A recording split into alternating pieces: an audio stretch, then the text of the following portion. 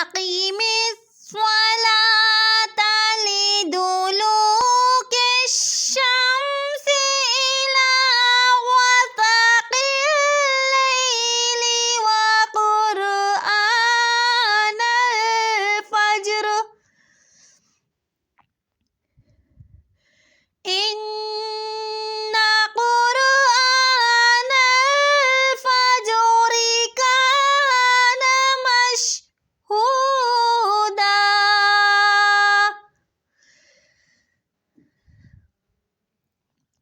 ومن الليل فتهجد به نافلة لك عسى أن يبعثك ربك مقاما محمودا